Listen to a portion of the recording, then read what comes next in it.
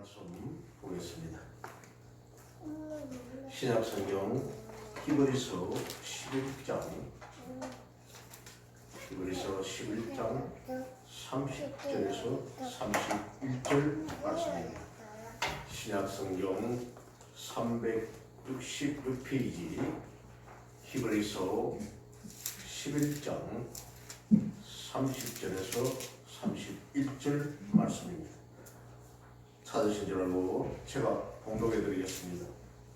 믿음으로 기생 라합은 정탐꾼을 평안히 영접하였으므로 순종하지 아니한 자와 함께 멸망하지 아니하였도다. 내가 믿음으로 7일 동안 여리고를 도니 성이 무너졌으며. 아멘. 제가 그 꼴로 읽은 것 같습니다. 민족의 운명을 바꾼 믿음의 사람들, 오늘 세 번째 말씀입니다.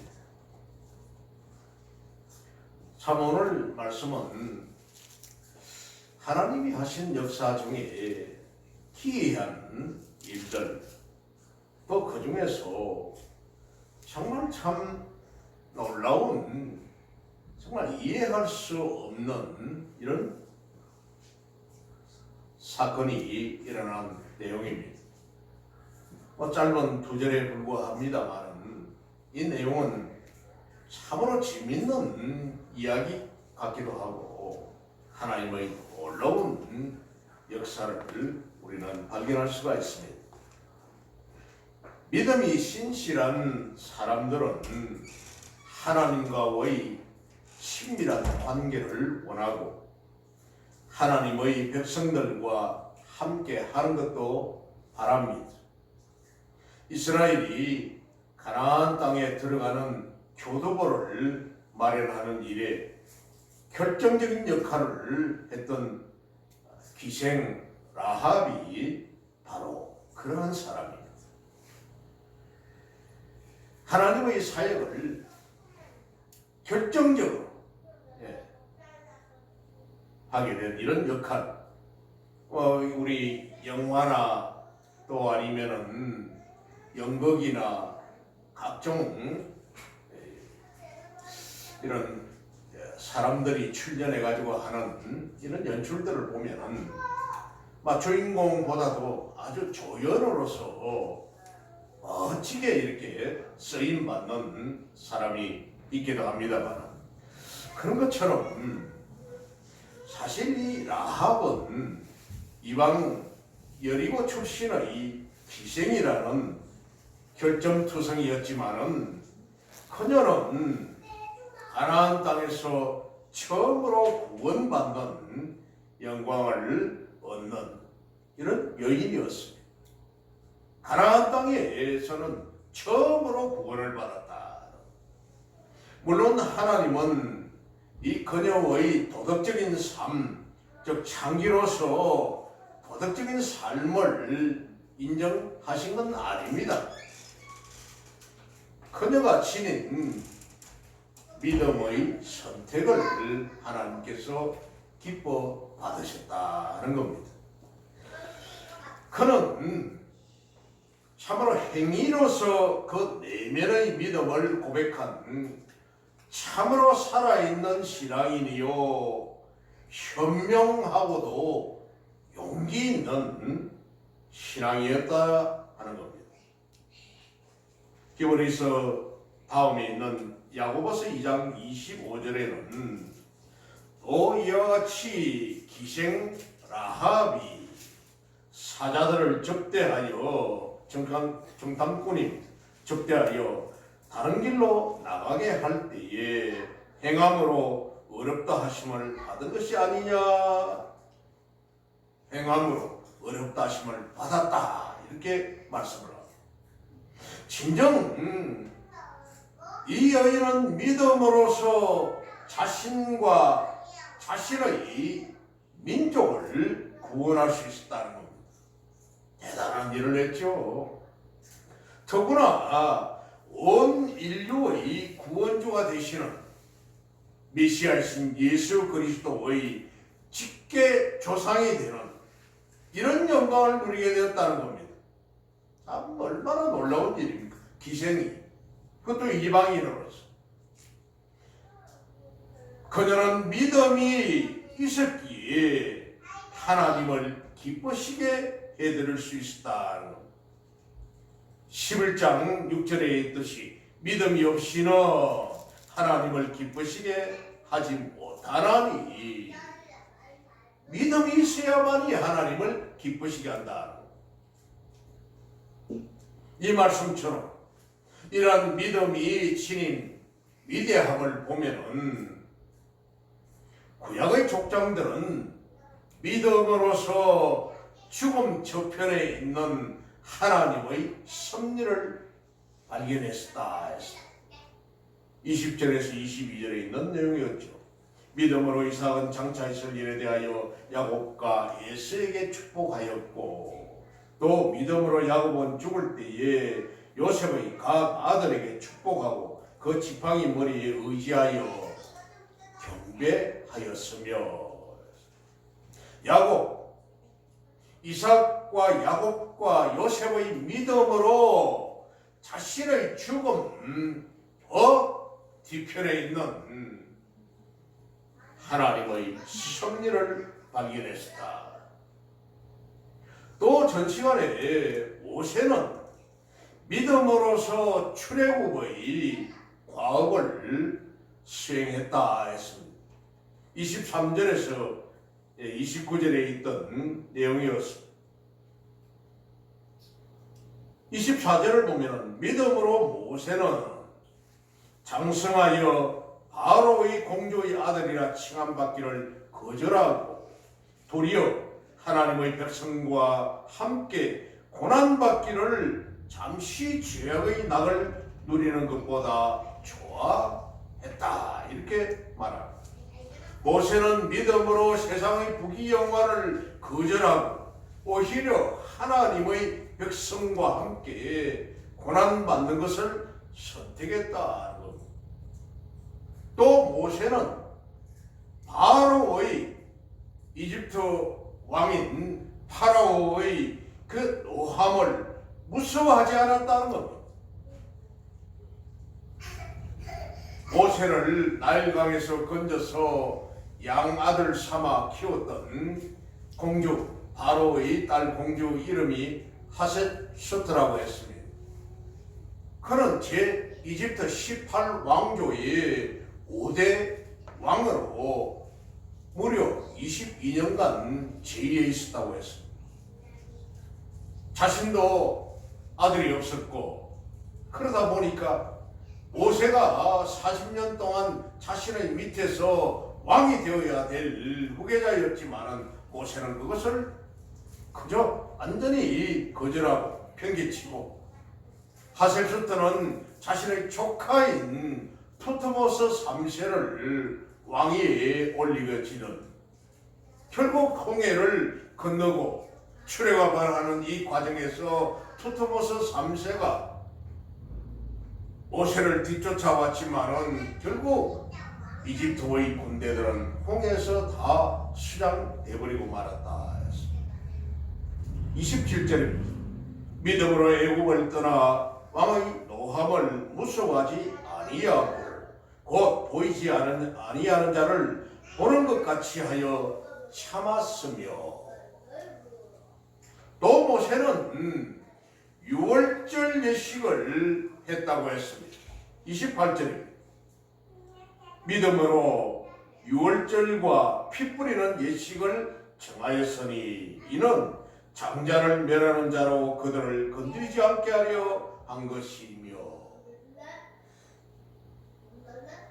출애굽하는 그날 밤에 이집트를 떠날 때에 거먹고 점없는 1년 된 숫 양이나 숫 염소를 잡아서 그날 밤에 식구들 양만큼 먹고 또 남은 것은 다 불태워서 묻어버리고 그리고는 여행을 하는 사람들 복장을 갖춰서 허리끈을 질끈 동여 매고 신발을 끈을 굳게 묶고 모자를 쓰고 지팡이를 짚고 먼 여행을 떠나는 사람들처럼 무교병 누룩이 들어있지 않는 빵을 구워서 썬 나물과 함께 먹고 긴급하게 그 밤에 애굽 땅에는 장자의 죽음과 가축의 겨체고 마지의 죽음이 일어날 때에 애굽 땅에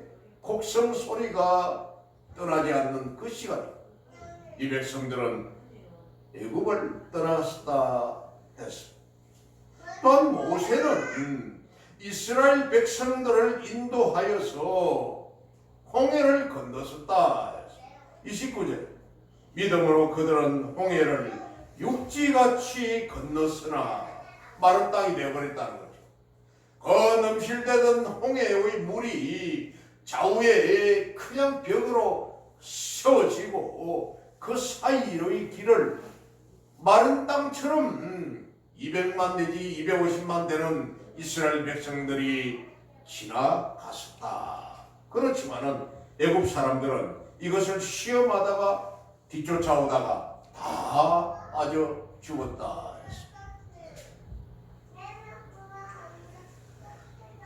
이제 오늘 본문의 말씀입니다. 이스라엘 백성들은 믿음으로써 여리고성을 정복했다 하는 것입니다. 여리고성의 이 정복은 언약의 땅 가나안 정복의 전초전입니다. 또 하나님의 언약이 젖과 꿀이 흐르는 가나안 땅을 주시겠다는 그 하나님의 언약이었습니다. 하나님의 언약을 이루어가는, 성취하여가는 이런 시작이었다는 겁니다. 여리고 정복은. 이스라엘이 40년간 광야에서 하나님이 시험을 하시고 그 백성들을 1세대 하나님을 부정하고 하나님을 믿지 못했던 1세대 20대 이상은 모두 죽임을 다당하고 거의 한 50만 내지 60만 명입니다. 이 세대들로 하여금 이제 요단강을 건너서 제일 먼저 가나안 땅으로 입성하는 그 성이 바로 여리고였습니다. 그러나 이 여리고 정복 전쟁은 성경에 기록된 전쟁사 중에서도 믿음의 위력을 보여주는 매우 독특한 전쟁이었습니다. 당시 이 여리고 성은 요단 대평원, 그러니까 요단 대평원이라고 하면은 그 요단강에서 우측편입니다. 요르단 쪽 우측편입니다. 그 대평원이 있는 요단이라는 이 말이 뭐냐면은 요단강이라고 하는 이 강은 이름은 단에서 흘러내린다 하는 이름이 바로 요단입니다. 요란 말이 흐른다. 단에서 흐른다. 그 북쪽에 있는 헤르몬 산에서 발원되어 있는 그 물이 만년설이 녹아서 봄이 되니까 흘러내려오는데 그게 바로 단이라는 겁니다. 이스라엘 땅 북쪽 끝에 있는 그 단에서 흐른다고 해서 요단입니다. 또 요단이라는 이 나라 이름도 역시 그 땅에 물이 흘러내려오는데 단에서 요르단 강을 타고 흘러내려왔다고 해서 요르단입니다. 나라 이름이. 그러니까 단이란 이 이름이 참 중요하죠. 그래서 이 요단 동편에 있는 대평원의 서쪽 편입니다. 반대편이죠. 이 여리고성은 요단 대평원의 요단강을 건넌 서쪽 편에 있는 곳으로서 주변을 한눈에 내려다볼 수 있는 높은 곳에 세워져 있습니다. 이 여리고는 그 바다, 그 해발이 아니라 해저입니다. 바다보다 더 낮아요. 지중해 그 바다보다 거의 한 200m 정도 낮습니다. 사해가 바다보다 밑으로 한 400m 정도 낮습니다만, 그처럼 이 여리고는 그 지형이 바다의 높이보다 한 200m 정도 낮다는 것입니다. 그러니까 아주 낮은 곳에 위치하고 있으면서 이 성은 여리고의 이 성은 지형 전체가 낮으면서도 성이 있는 곳은 높은 곳에 위치했다는 겁니다. 높은 곳에 위치해 있기 때문에 이 성을 공격하기는 거의 불가능합니다. 난공불락이라는 겁니다. 또 이 성의 두께는 이중의 이 성벽을 가지고 있는데, 바깥의 성벽이 있는데 그 두께가 1.8m, 약 한 2m쯤 되고, 그 다음에 또 안쪽에 또 성벽이 있습니다. 그 성벽은 무려 3.6m입니다. 총 그래서 성벽 두께만 해도 5.4m예요. 굉장하죠? 5.4m. 또 거기다가 두 바깥 성벽과 안 성벽 사이에 통로 길이 있는데, 그 성벽 통로가 역시 3.6m라고 했습니다. 이러면 거의 9m. 뭐 전체 폭보다 더 넓어요. 그런 정도로 두껍게 되어 있습니다. 그 여리고 성의 성벽이 바깥성, 안성, 또 성 중간에 사람들이 다니는 통로, 이렇게 해가지고 거의 막 10m 가까이의 이런 통로와 벽이 되어 있다 보니까 못 뚫고 들어오는 거예요. 그 정도로 대단했습니다. 그리고는 또 안쪽의 성벽에서는 사람이 다닐 수 있는 그 통로길을 한 35도 각도로 경사지게 이렇게 만들어 놨습니다. 그러다 보니 성의 접근을 막기 위해서 성벽 바깥으로 또 약 5m 정도 되는 높이의 장애물을 또 설치해 놨다는 겁니다. 1.8m 바깥성 그 위에다가 또 높이가 5m가 되는, 굉장하죠? 5m 높이가 되는 성벽에다가 장애물을 오늘날 치면은 뭐 철조망을 한다든지 이렇게 막아놨다는 겁니다. 못 들어오고 벽을 또 쌓아가지고 막았다.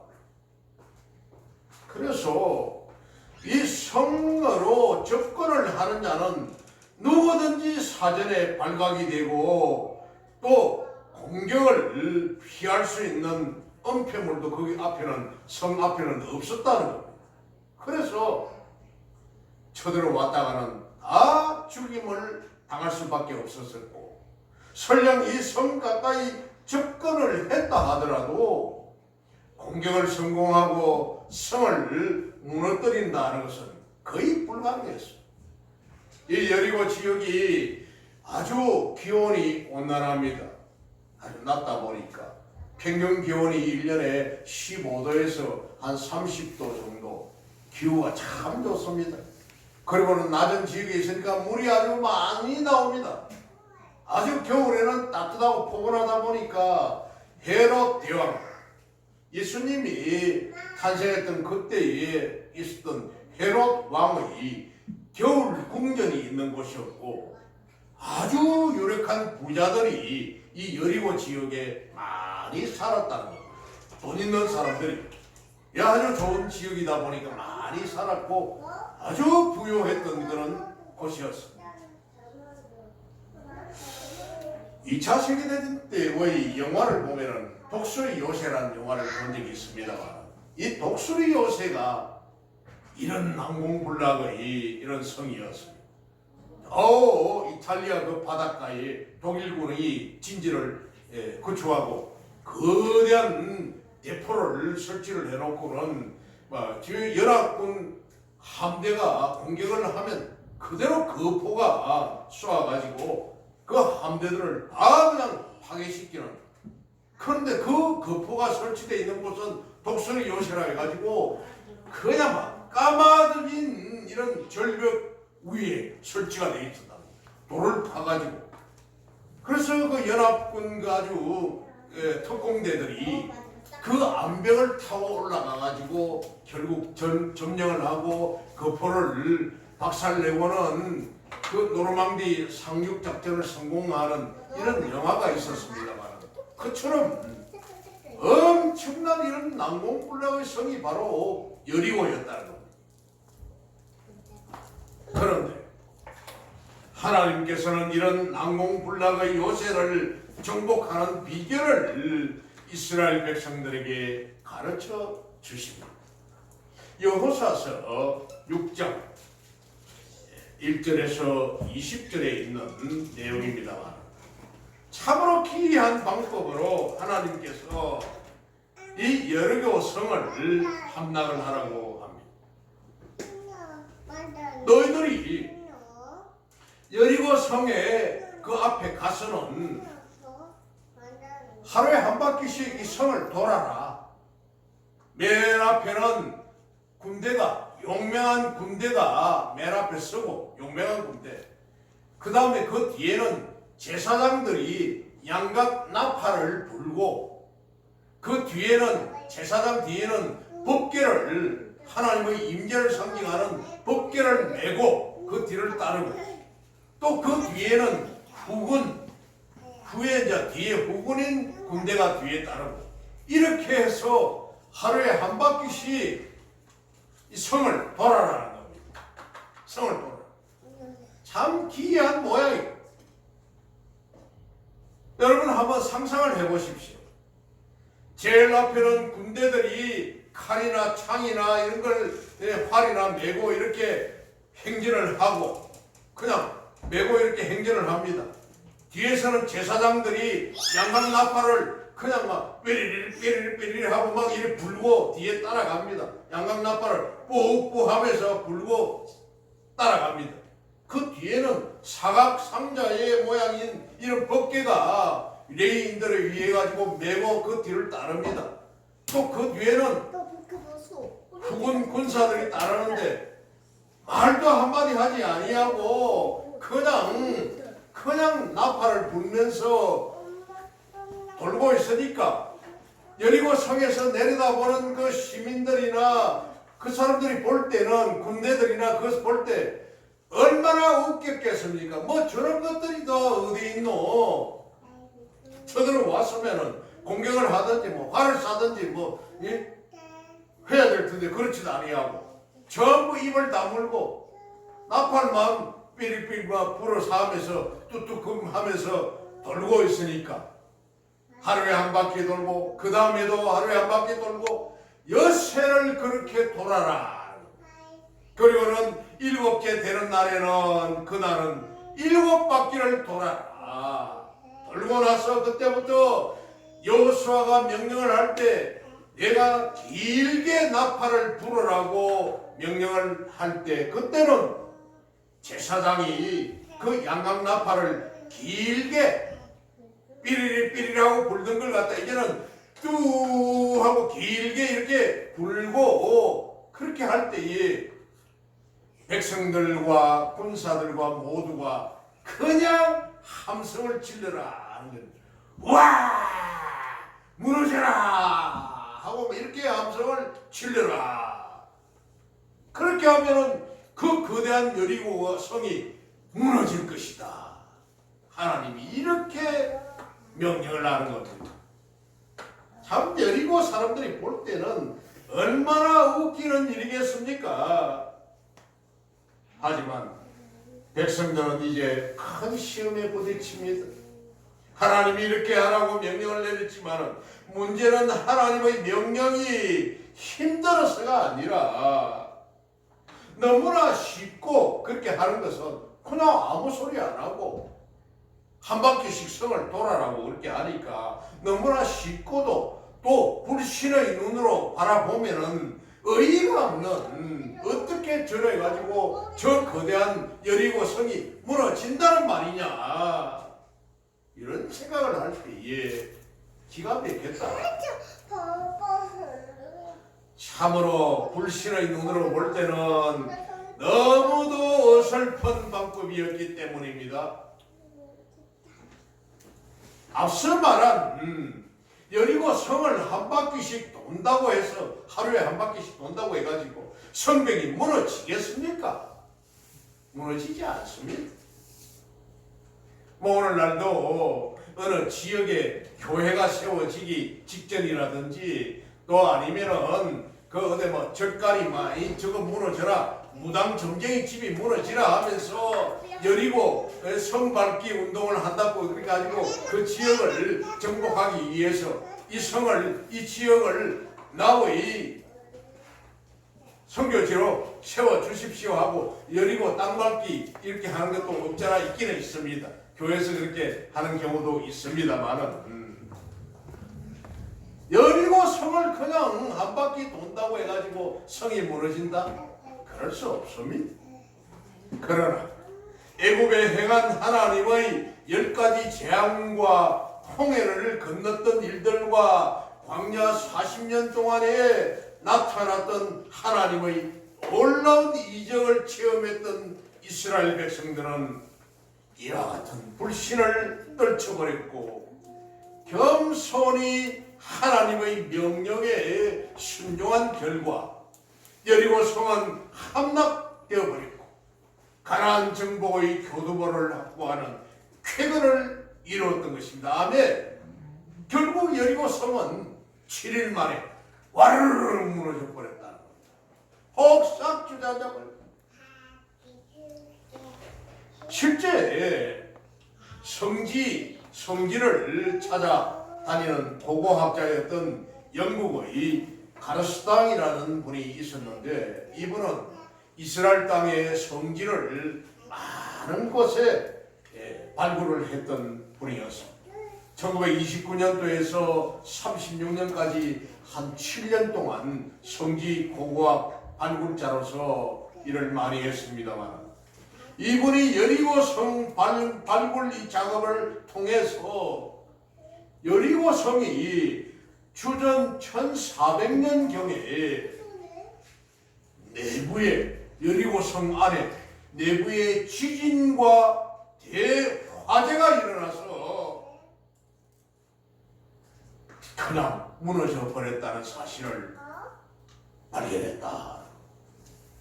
그러니까 그 당시에는 지금처럼 시멘트가 콘크리트가 없으니까 흙을 가지고 집하고 집을 썰어 넣어서 황토 흙에 물하고 이게 가지고 이걸 틀에다 넣어서 구워서 흙벽돌로 구워가지고 성벽을 쌓았습니다.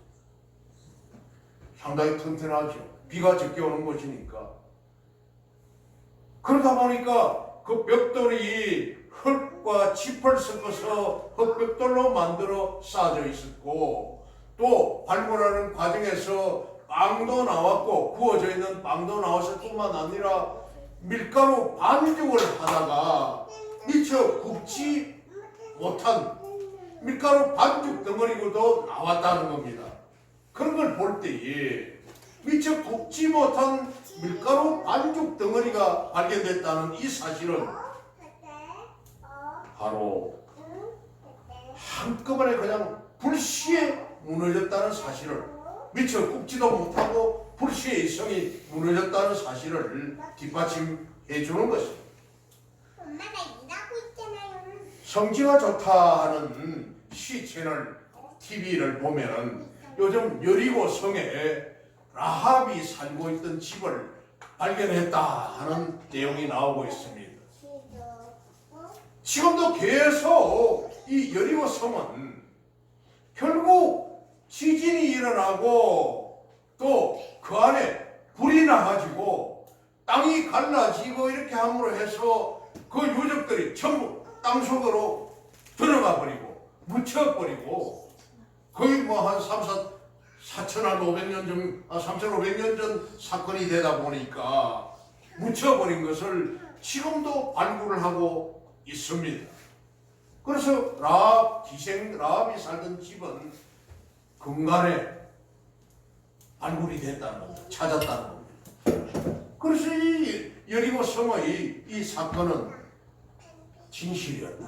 역사적인 사건이었다. 이렇게 증명을 하고 있습니다. 이처럼 믿음은 인간의 상식으로는 도저히 불가능하며 또 그렇게 보이지만 인간의 생각으로는 도저히 불가능한 것으로 보이지만 이것도 능히 이루어내는 큰 능력을 갖는다. 할렐루야. 하나님께서 하시는 이 일은 넉넉히 이루어진다. 또한 우리가 여리고 성 정복 사건에서 주목할 믿음의 용사는 기생 라합입니다. 오늘 기자는 31절에 믿음으로 기생 라합은 정탐꾼을 평안히 영접하였으므로 이렇게 말을 합니다. 이 말은 라합이 이스라엘 정탐꾼을 안전하고도 평안히 숨겨주었다는 그런 말인데 정말 그 당시에 일촉즉발의 이 전시 상황에 적의 스파이를 숨겨준다는 것은 자신의 생명을 내어놓는 위험하기 짝이 없는 행동입니다. 적의 스파이를 숨겨줬다는 것입니다. 그럼에도 라합은 왜 이런 행위를 했겠습니까?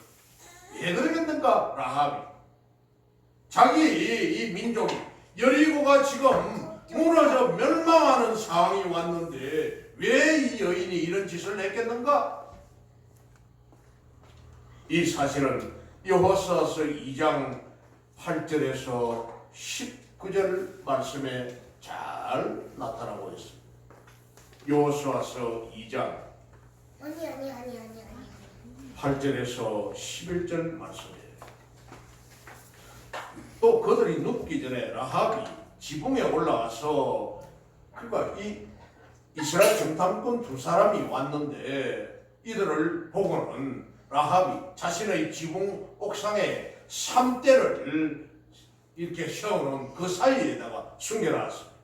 그러나 놓고는 있으니까 조금 있으니까 여리고 성의 군대들이 달려왔어요.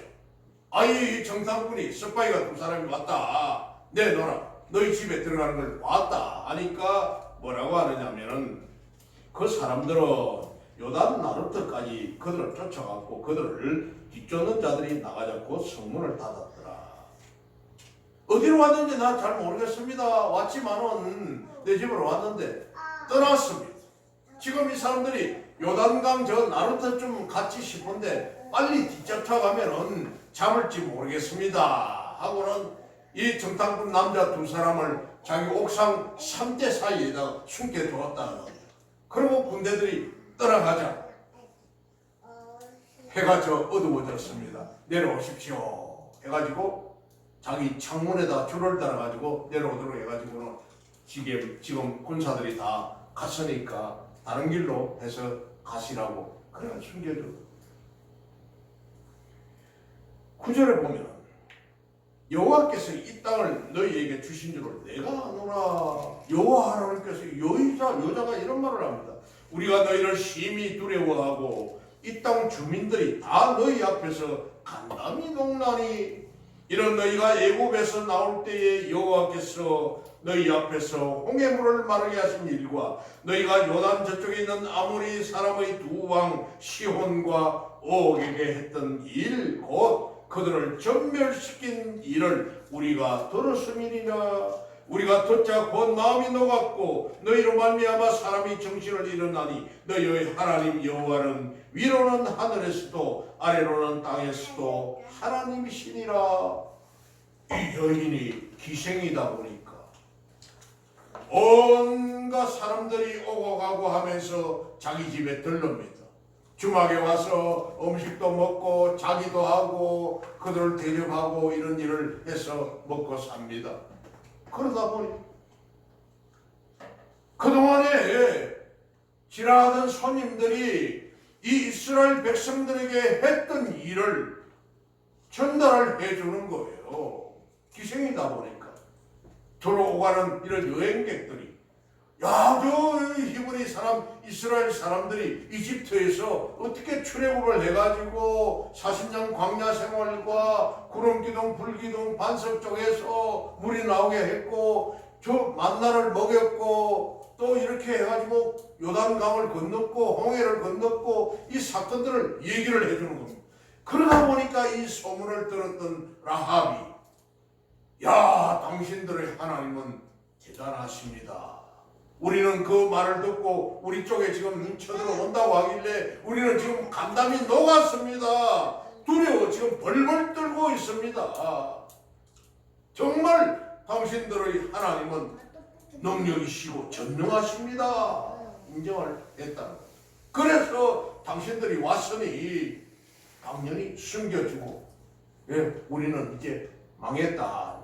그런데 이 여인이 얼마나 지혜가 있었던지 내가 이렇게 숨겨주고 당신들이 쳐들어와서 우리 여리고 성을 무너뜨릴 때에 한 가지 청이 있습니다. 뭐냐? 당신들이 쳐들어왔을 때에 나와 우리 가족들, 우리 친지들은 살려주십시오. 그렇게 하지. 어떻게 하면 되겠느냐? 창문에다가 빨간 줄을 내리뜨릴 테니까 쳐들어왔을 때 다른 거는 몽땅 싹쓸이 다 죽이지만은 이 빨간 줄이 내려와 있는 이 집을 보고는 우리 집은 살려주고 오케이 됐. 돌아가가지고 정탐꾼들이 여호수아에게 그대로 보고를 했어. 이렇게 성이 무너졌을 때 이 고백이 바로 기생 라합의 하나님을 향한 믿음이 어떠한지를 우리에게 보여줍니다. 너희가 애굽에서 나올 때에 너희들의 소문을 다 들었고 너희가 하나님은 정말 하늘에서도 땅에서도 하나님이시다. 그러면서 이런 믿음이 있었기에 라합은 생명을 걸고 이스라엘 정탐꾼을 안전하게 숨겨주었고 그 결과 동족 여리고 성에 있는 사람들이 전멸되는 이런 끔찍함을 이런 일을 당할 때 온전히 자신과 가족이 구원을 받는 축복을 받게 된 것입니다. 아멘.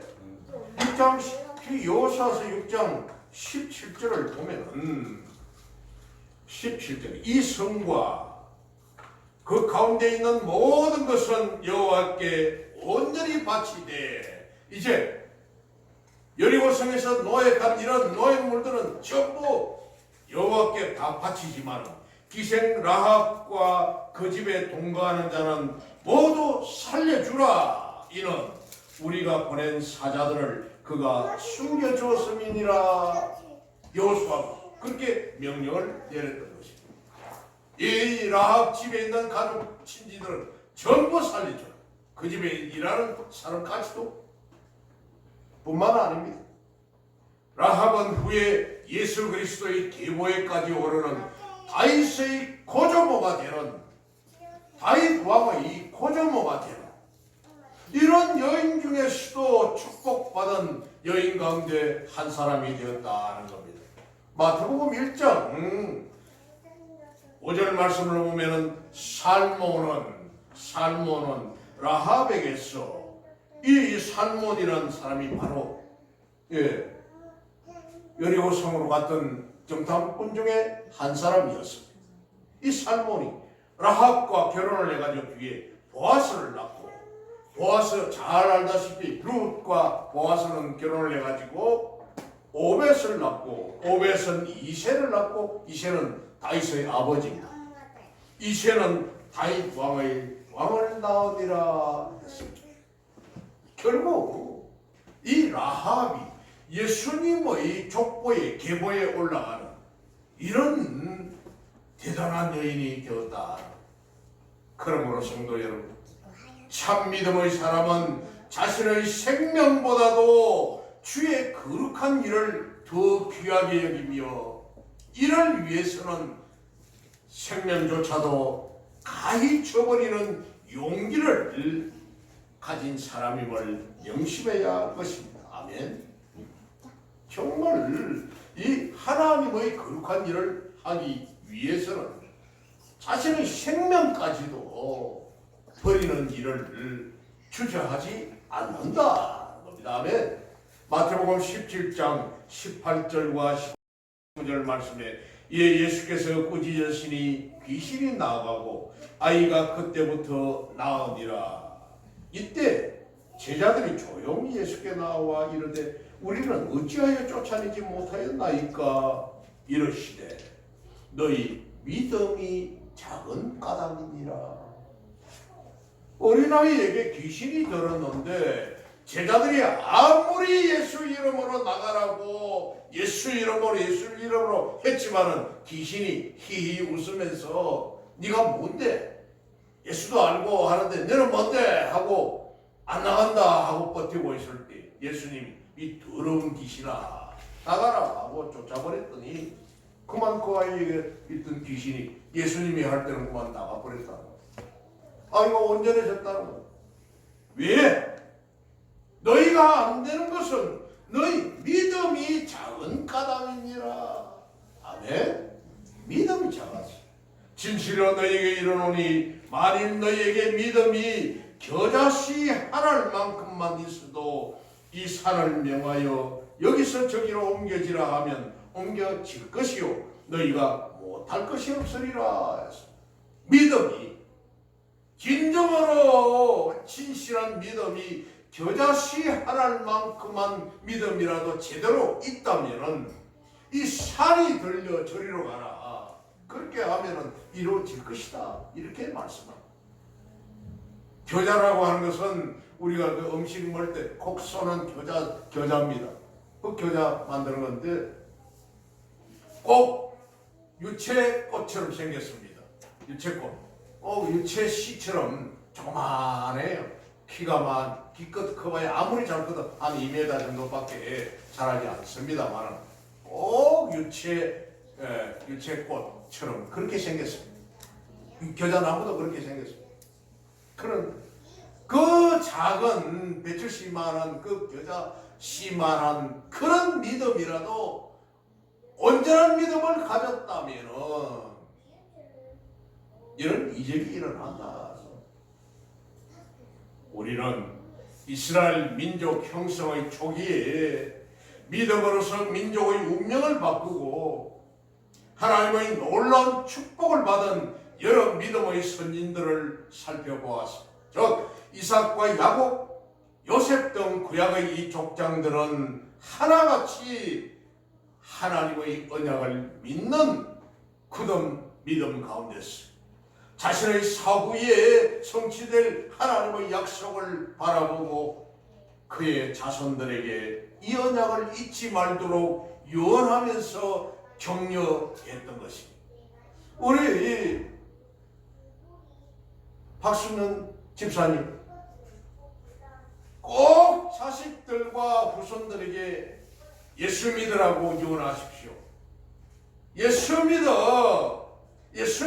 한 집안으로 내가 믿은 예수님, 할머니가 믿은 이 예수님, 그 믿음을 집안에 대대로 믿음의 집안으로 내려갈 수 있도록 믿음을 지키라고 유언하시고 살아생전에 꼭 전도해서 자손들 예수 믿어 참으로 기쁜 마음으로 살아갈 수 있도록 축복된 가정으로 살아갈 수 있도록 유언하시기 바랍니다.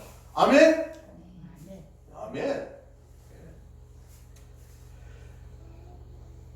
참 이 족장들은 살아생전 육신의 눈에 보이지 않는 것을 신령한 눈으로 바라보았고 확신에 찬 생을 살았던 것입니다.